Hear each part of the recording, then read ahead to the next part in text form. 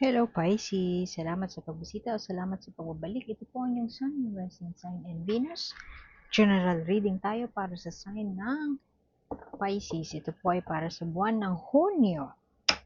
Kunin nyo lang po yung nakarelate kayo, tapon nyo hindi. Kung hindi nakarelate, okay lang yan. Maaaring ang mensahe sa susunod na buwan ang siyang makakarelate tayo.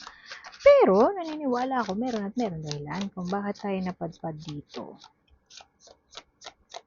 Tapon nyo lang yung hindi kayo makarelate. Pwede kasing sa card na lalabas sa deck na ito, pwedeng dito or pwedeng dito. Lalo na dito. Kasi kahit hindi ka tarot reader, pwede ka nyan.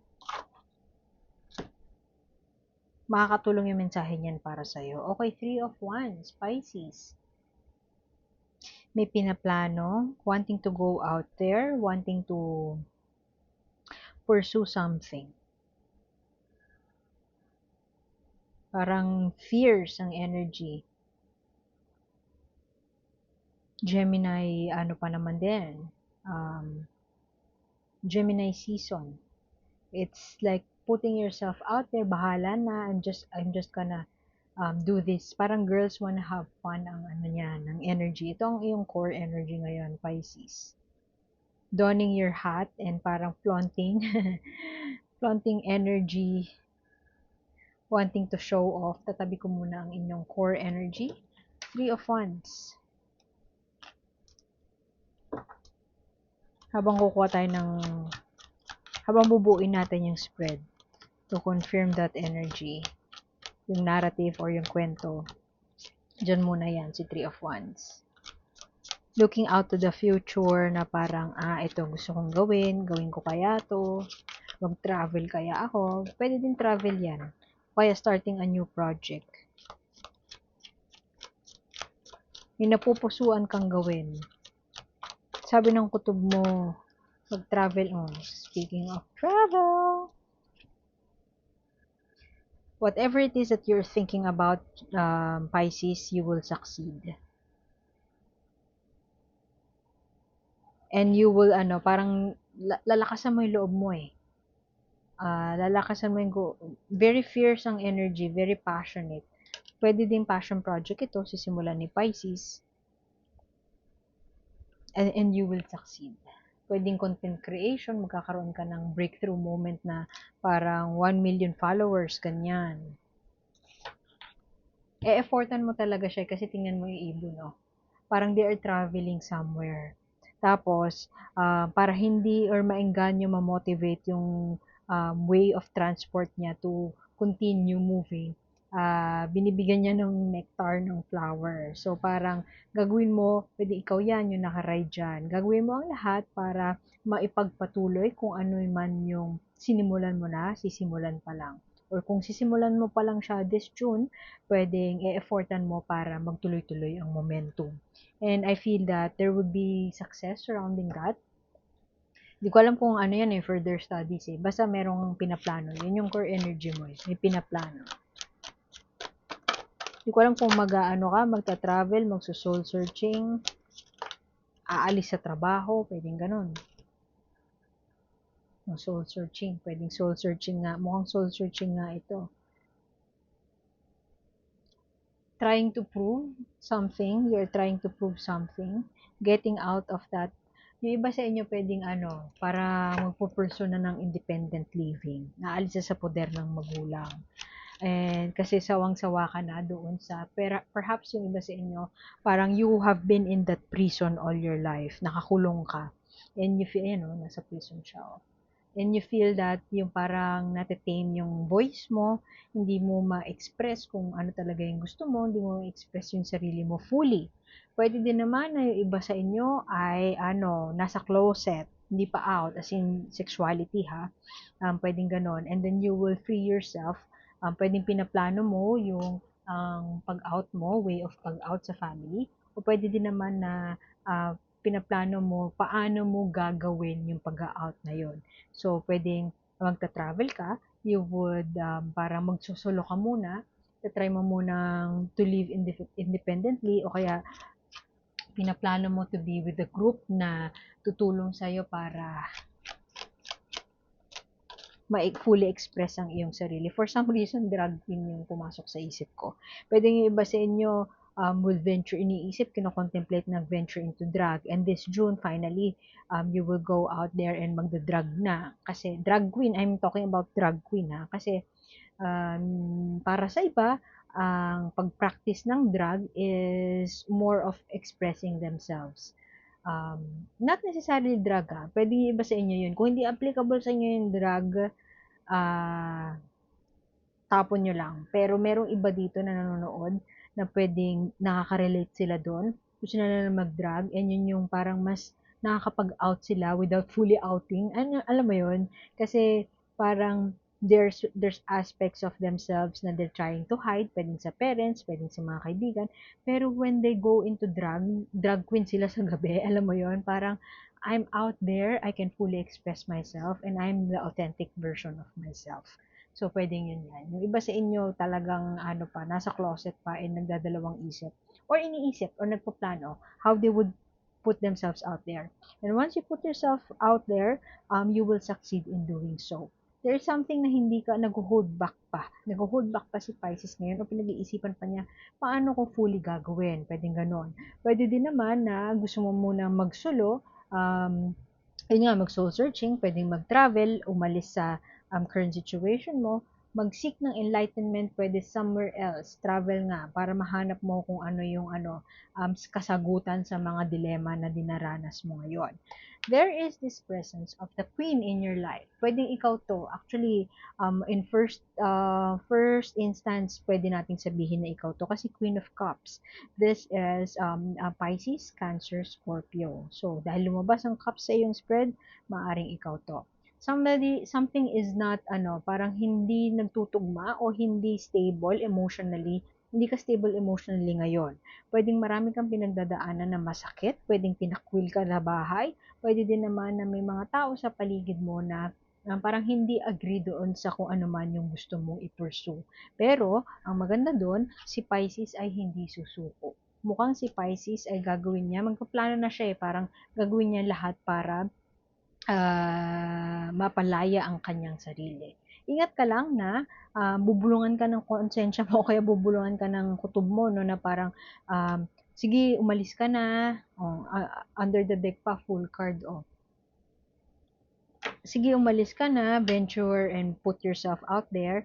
Pero ikaw nag-hesitate ka kasi natatakot ka sa sasabihin ng ibang tao.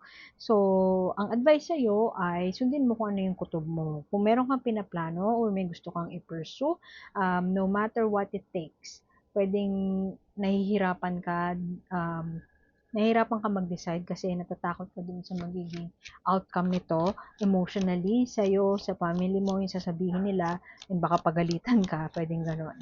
So, no matter what it takes, do it. Yun yung tingin kong advice dito. Pwede din naman itong Queen of Cups, kung hindi ikaw yan, repressed emotions. Repressed emotions kasi ito o kaya naman ay parang, alam mo yung mababaliw ka na, sobrang bigat na nararamdaman mo. Kung hindi yan ang nararamdaman mo ngayon, pwedeng there is a presence of that queen in your life na hindi sila satisfied or disappointed or hindi maganda ang kalagayan ng kanilang puso sa ngayon. When I say hindi maganda ang kalagayan ng kanilang puso, sa ngayon, it has something to do with you. Pwedeng nag-aalala sila sa'yo, pwedeng naiinis sila sa'yo, galit sila sa'yo. This could be your mom, o kaya ate, kung may ate ka. Hindi ko na-feel na colleague ito, office mate, classmate, kaibigan. Hindi kasi queen siya. Feeling ko mas matanda to sa'yo at somebody na may say sa buhay mo and may influensya sa kung paano mo i-run ang buhay mo. Pwedeng yung Pisces nakakonek ko ngayon, bata pa, or kung hindi bata, medyo kailangan pa ng guidance in his or her life ngayon. And there is some confusion about what you will take. May pagpaplano nga yun ang core energy mo. Pwedeng travel yan, nga. Pero, may hesitation pa. Pwedeng may kinalaman nga yung presensya ng Queen of Cups na yan na pwedeng pakiramdam mo galit sa'yo, may tampo sa'yo. Mayroon nagtatampo sa'yo. Kung hindi ikaw yan kasi diba sabi ko kanina, pwedeng ikaw yan, magulo ang damdamin, nalulungkot, ganyan, feeling mo hindi emotionally stable sa ngayon. Kung hindi yun yung nararamdaman mo, pwedeng may tao nga around you na nagtatampo sa'yo. And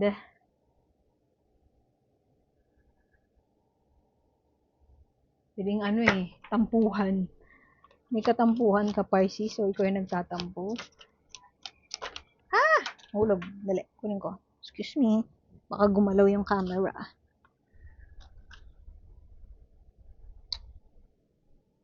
May Aries energy. Somebody who is very strict. Strict ang tatay mo. Alam mo kung tatay mo yan, sobrang stricto and demanding. Pwedeng doon nanggagaling yung emotional turmoil na energy na ito.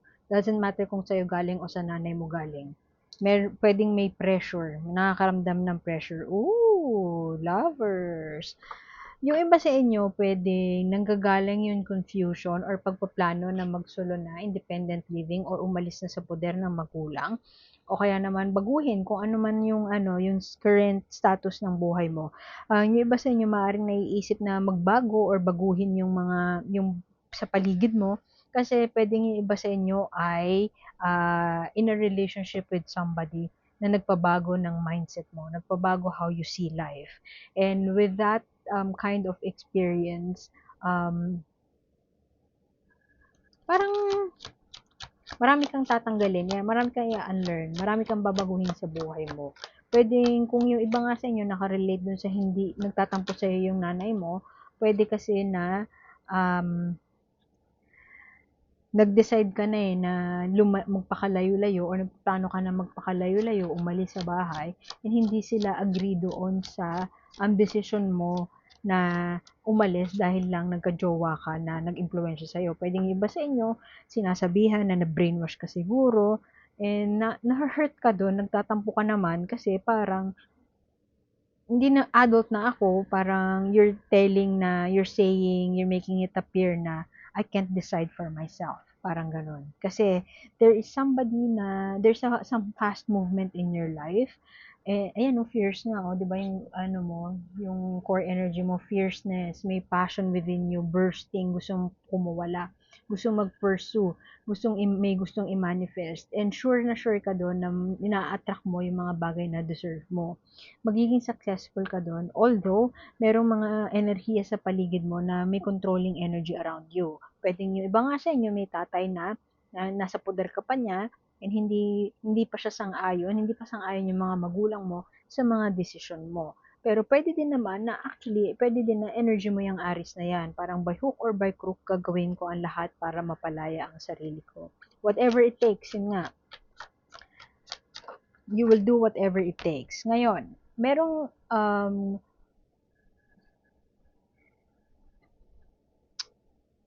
there's somebody in your life na very influential sa actions mo.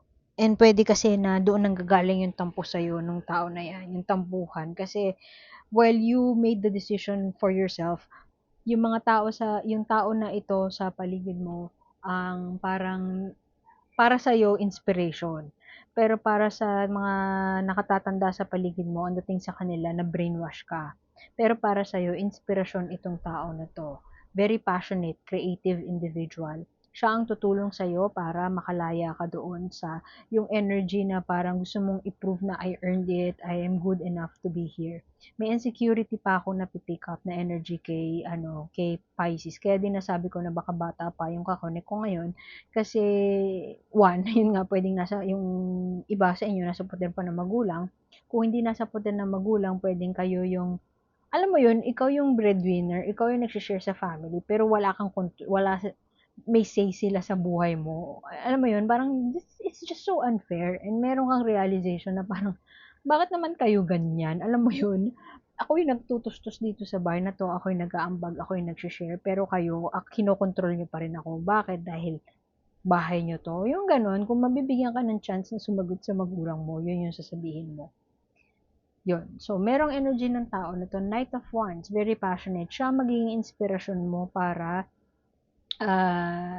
inspiration mo to finally speak up or to stand your ground.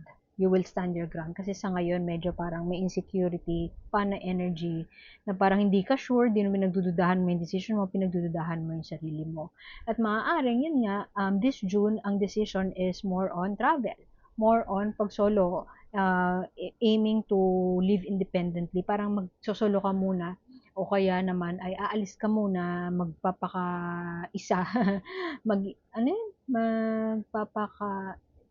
you want to be left alone. You want to be left alone, and that will be the start of your journey towards pursuing something new. Which relates to, pwede nga na iba sa inyo, will go into drag queen. Hindi, not necessarily going into drag, nasabi ko lang yung drag kasi there's something about drag na magpapalabas ng authentic self mo, ng creativity mo, expressing your truth, expressing yourself, your passion, ganyan. Na flamboyant, sabihin na nating flamboyant way. Pero, deep inside, alam mo yun, meron ka pa ring real part of you. Meron pa ring yung ikaw talaga na beyond that, beneath that makeup. Parang ganon. Kung nakarelate ka doon, you will get what I mean. Pero kung hindi drug, not necessarily drug kasi. Kasi pwede din naman na something new yan. Halimbawa, hindi sanay yung mga tao sa bahay nyo na ano ka, nag-social, nagko-content, nag-vlog ka. Pwedeng ganun eh. Pero sa vlog na doon mo nakikita yung totoong sarili mo, yung authentic part of self mo, mas nakakapag-express ka. So parang naninibago, nakakapanibago yung tatahakin mo. Pero that is something where you feel so you and aligned. So, sa pag-iisa o kaya sa paglayo mo sa current status mo, doon ka parang makahanap mo yung boses mo. Yan. Ganun na lang natin sabihin. Hangman. Okay. Medyo siguro yung struggle kung may struggle man si Pisces ngayon, parang it's more of struggling how to start it o kaya how to parang finally simulan, finally get out of that comfort zone. Pero 90% feeling ko malakas ang chance this June na you will do whatever it takes nga and gagawin ni Pisces kung ano yung tingin niyang makabubuti para sa kanya. Kasi meron pang paghihintay someone is not yet at peace with the situation. Meron pang tampuhan eh. I'm not sure kung um, kung i-address mo yung tampuhan na yan, kakausapin mo yung kung sino man yung nagtatampo na yan sa'yo, kakausapin mo yung tao na nagdulot ng tampo sa'yo, hindi ko alam kung gagawin mo yan, pero sa ngayon, parang may paghihintay pa. Meron pang konting parang cooling off period, kumbaga. Mas more on humuni-muni,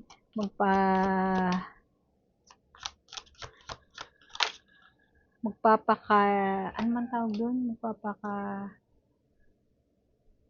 Mag-iisa muna, you will try to be alone muna. Ganun. Light the candle of grace. From now on, babasahin ko yung guidebook mismo. Para parang snippets na rin doon sa deck mismo. Kasi, mas na-realize ko, mas maganda kung bukod sa interpretation ko, yung mismong sinabi doon sa guidebook para kayo din mismo may interpretation. Kasi kung ako to interpret ko yung light the candle of grace, there will be challenges and maraming taong may hindi magugustuhan yung decision mo. Pero, wag mong patulan. Yun yung interpretation ko dyan. Wag mong patulan and wag kang sumuko na ipaglaban kung ano yung authentic truth mo. Okay. Light the candle of grace. This moment calls for grace. We can't force, compel, or dictate grace. It arrives by itself on the coattails of surrender. In a society that profits from you feeling less than, you might believe that strength comes from performance, success, and dominance. But nature wants you to know that prowess and power and your own creative spark come from balance between an active will and a surrender to what is. Refuse to take things personally. See yourself as part of the living organism of nature. Accept what is while engaging your creativity to shape your personal reality. Between those opposite energies lies grace and the fierce, tender flame of your soul's spark. which refuses to be snuffed out even in the darkest times. Go for it. Yun lang masasabi ko, and I guess I would have to leave it at that, Pisces. Go for it. If you need to be alone muna, mag-isip-isip, go for it. Pero at the same time, if you feel na pag natapos na yung pagmumuni-muni mo, ma-realize mo na I need to leave this situation behind. Go for it. The universe will have your back. Okay? So, I guess I have to leave it at that, Pisces. Salamat sa pagbisita. Like, share, subscribe lang po. And sana makita ko ulit next time. Ako po si A. Bye!